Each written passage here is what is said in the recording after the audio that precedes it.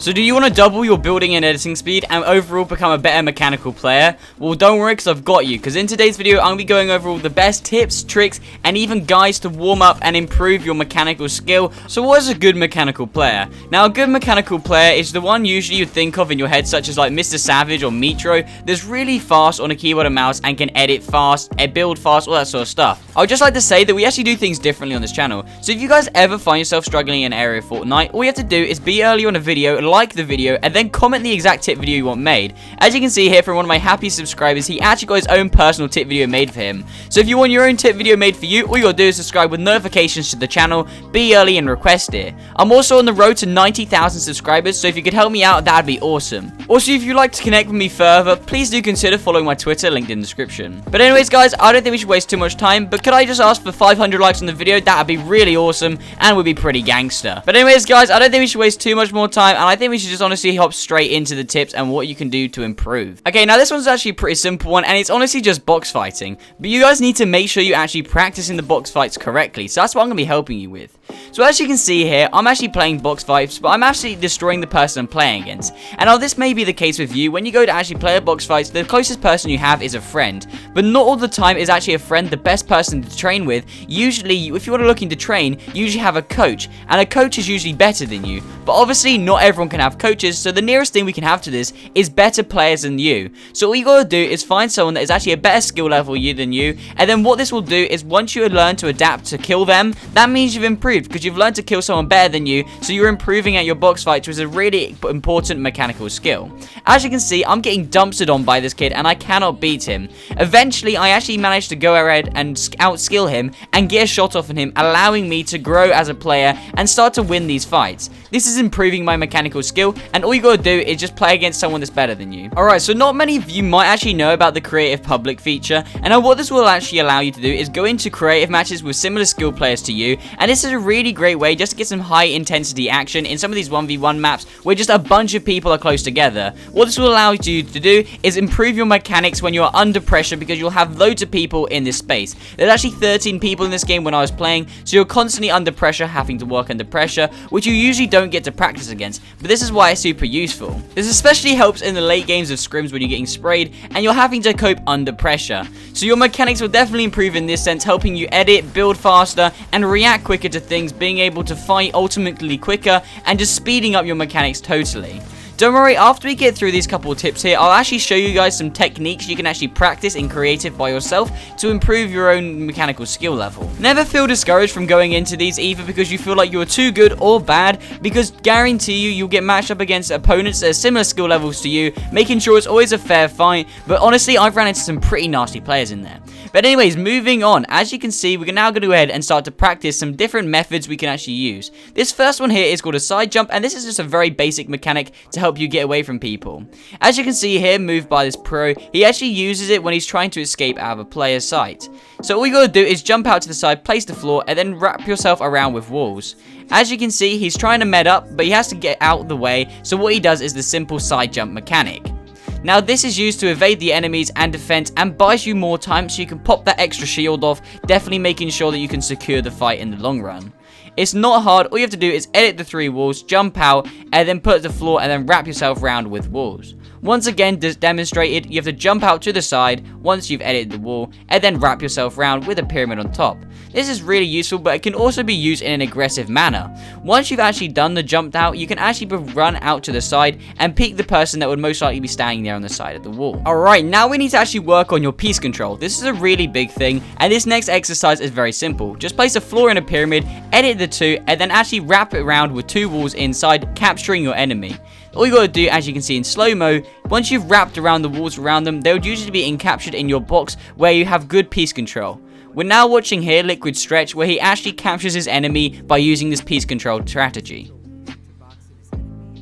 It was super deadly as the person tried to run outside the box, but he couldn't actually escape. This was super useful and it was really good. Now definitely these mechanics could be seen as simple, but they definitely add up in the long run. If you go ahead and watch them, you can actually integrate some different techniques, as such as a stair or something like that, or a pyramid in there, just to go ahead and catch your enemy extra off guard so they cannot build at all and escape. This is definitely, I recommend adding in and throwing up, just so you can mix up your little warm-up routine. What you want to do with the stair though is you want to make sure that you flip it like that, so then you can actually go ahead and see them if they are underneath it. These are definitely good to learn, but you've also got to remember you've got to try some of these out in public matches and get to learn them in public matches too, because it's actually a very different feeling with mechanics and input delay and whatnot, because it's actually a synthetic feeling in creative, for the fact is that you have 0 inputting and also 0 input delay. So moving on though into the mid game here, I have to use a bunch of mechanics to get around the enemies. Using that one there was a simple cone edit over the top, just so I can get around it and actually prevent myself from being shot. We'll get into some more of those actual practice ones you can use in a minute, but for now enjoy that nice piece control I used to actually take out the enemy there. This next kill wasn't really much to do with mechanics, but it was also a nice guy to face in the mid game. Sometimes though, mechanics can actually be negative, because as you can see in this next clip, this person here was over editing and things, and I just had to wait for him to come to me, and I ended up getting a free kill. Alright, but let's go check out that piece control now, and as you can see here, the person wanted to try and escape the box, but what actually prevented him was my nice piece control keeping him inside the box. But now let's have a look at some mechanical skills you can use and practice in creative to improve yourself getting the high ground and the chances of that. This next one here is a very simple 90-90, and then you throw up a couple pyramids and then you actually use it to jump on top and boost yourself up. Now as you can see here, all you have to do is do a 90, but to these 2 pyramids. This pyramid I'll show in a minute how it can cuck someone up, and then all you have to do is work your way up. As you can see here, Booger is actually using it, the World Cup champion, so if he uses it then it clearly means it is a good mechanic to learn. So all we have to do is easy, and it is a free high ground retake. So all we have to do is 90 up twice, and if you see an enemy just like this when they could try and potentially cuck you, all we have to do is place 2 pyramids on top of them, preventing them from getting any higher. They'll be stuck under this pyramid, and when they are stuck, all you have to do is build up just like so, and now you have the high ground. You can edit these 2 like just like that, so you can get a nice spray on anyone down below. Alright, but now let's go ahead and learn some retakes or mechanics we can actually use to prevent being stopped ourselves.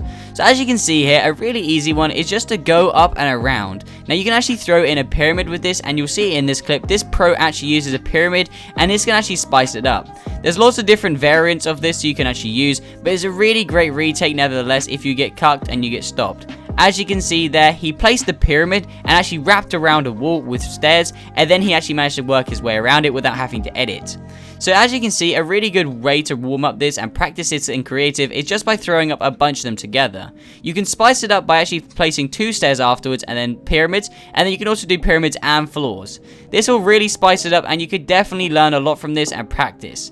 There's a lot of game scenarios where this fits into perfectly, and it will definitely work out for you, and I'd definitely recommend trying some of these. This last one here though is very simple, and all you gotta do is wrap around and then place pyramids and floors. You might need good ping for this, as I've heard a couple people struggle with this, but I'm sure it's a really great mechanic nevertheless. This next mechanic is really good to actually trap your enemies inside of a box. So for example here, I actually like to call this the pyramid slide thanks to Jerian. He actually provided most of these clips he found, so shout out to Jerian for finding a lot of these clips of these pros.